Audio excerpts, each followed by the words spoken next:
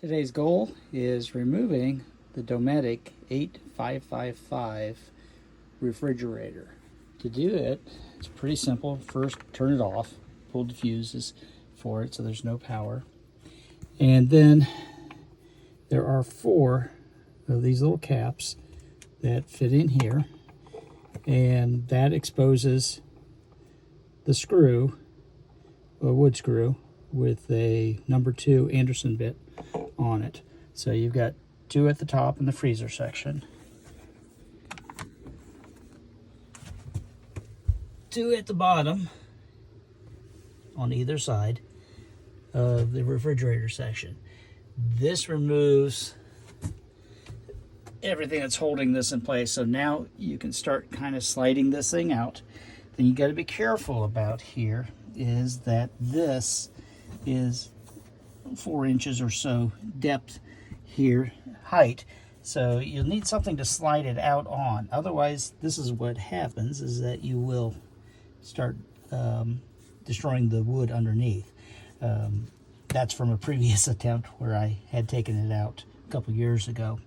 So this is the platform I'm using, which is basically just a step stool I had made that fits pretty closely, so it's only a short drop down here.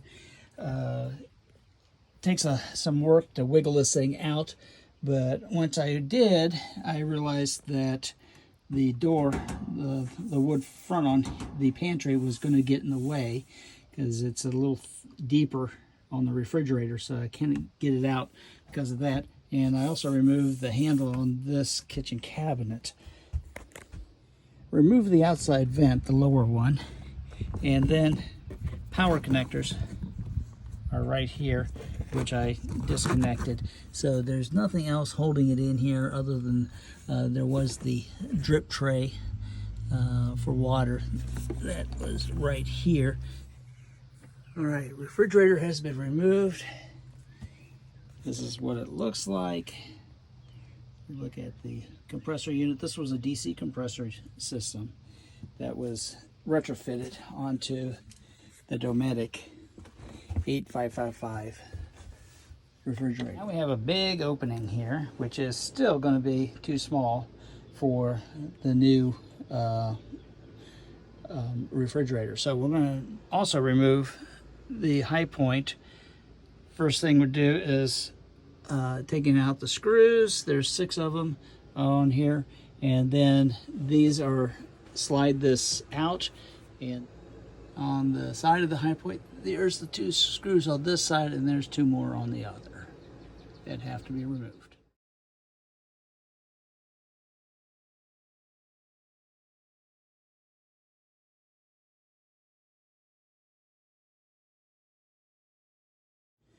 This opening has got to be raised just a little bit.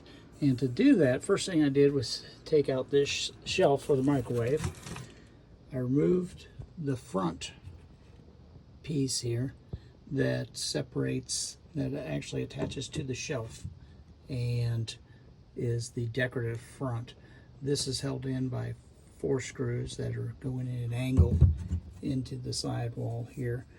The new refrigerator is 51 inches tall, so this shelf has to be moved up to this mark.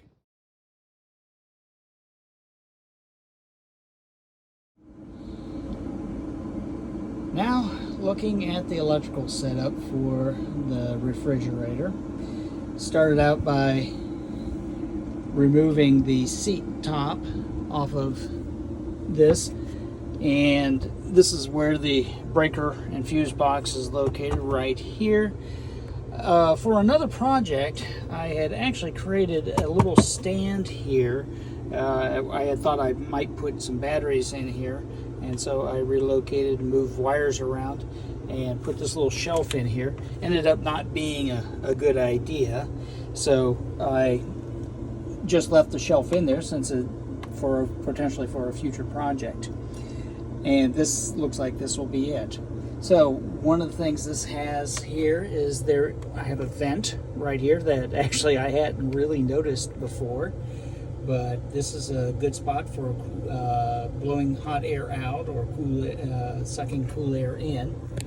The Phoenix can sit down here flat, and as you can see, I've already got a positive and negative wire hooked up to it. I still have to add the grounding wire on the back corner there, but that's good. This also has a VE direct connection. You can see that right there. That I'll run. I'm getting a 10-meter cable that will run from here over to a servo box. We've also got the option of putting in a remote. That would be a remote switch for turning it on and off, so it would take the place of this, but I don't think I'm going to need that at this time. Pretty simple operation. It's either off, which is the center position, on, which is on full time, which I suspect will be the normal method of using it. It also has an eco mode where it looks to see if there's a load on the inverter and turns itself off and checks every couple seconds to see if the load is started up, and it will start up again. I don't know if that'll work with the refrigerator. That might actually work.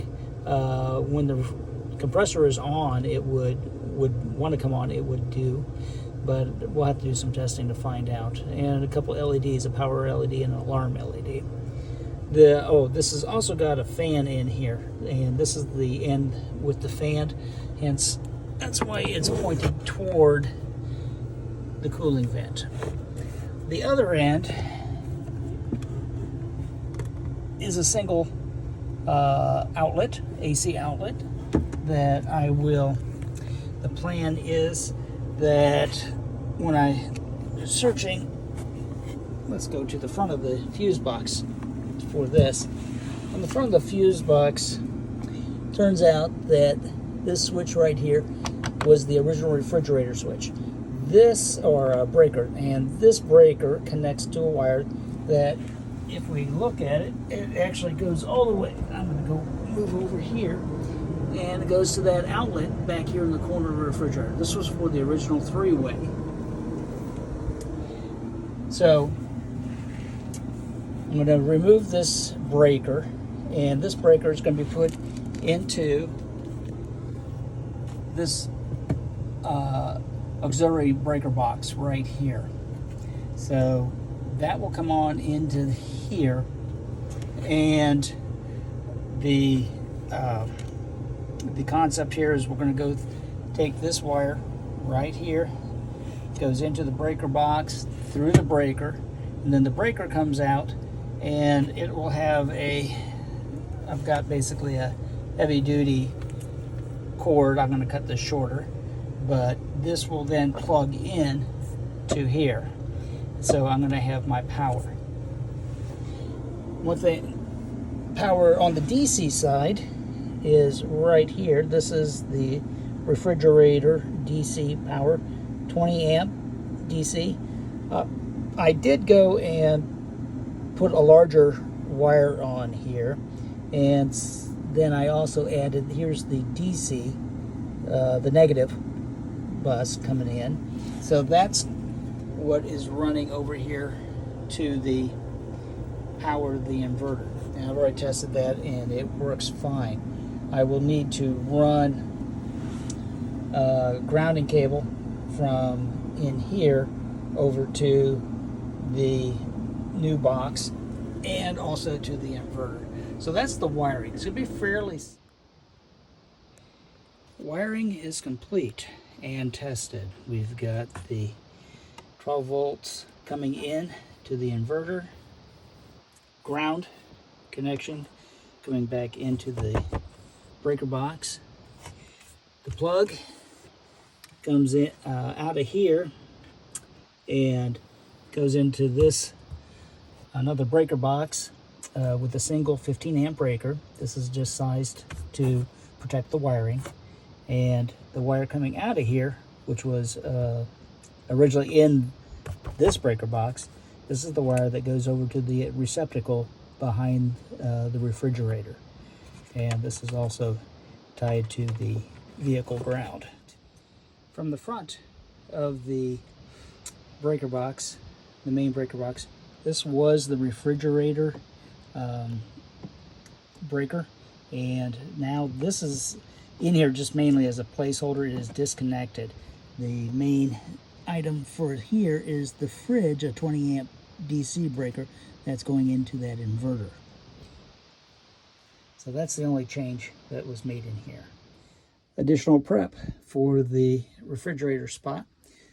Putting styrofoam along the side here to help with insulating the area. Also put 2 layers of Reflectex in the back here that cover all the way up to the vent above and below.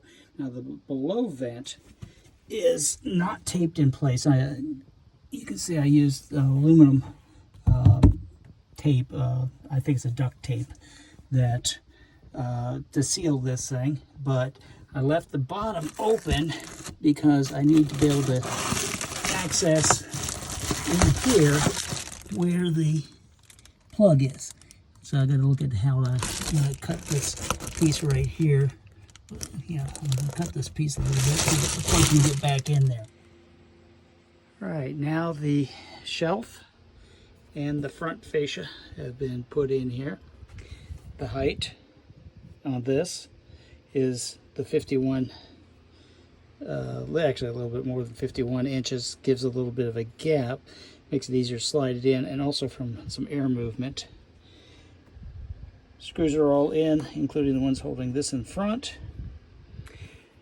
In the back, here, there's a metal piece that was screwed into the back there that I've bent forward, and basically what that does is it gives a air path all the way up and down through here. So the plan is I am going to add a couple of fans, 1 or 2 small fans right here to blow air up, the hot air from the compressor from down there, and that way it'll blow up into here and then out into the room. New refrigerator showed up today. This is the 7 cubic foot LG refrigerator. It's got freezer compartment, single door here. Obviously the indoor, this door here is for the freezer compartment area. Temperature controls, several shelves, and inside the door it's got some shelves also. So pretty nice. So here it is. It's installed. Was a bit tighter fit than expected because the measurement, when we look at the door across, goes from this side to the other. But this top plastic piece, as you can see, is just a little bit wider on this side. Turns out that it's exactly the width of the opening right here. So you see it goes on down like that. So we've got a little bit of a gap here at the top. Be working on that. Power cord, it's all wrapped up in there. I probably should have taken it out before I slid it in, but little work, and got that, and that is now plugged in. I haven't turned on the power to this yet, but that'll be the next step.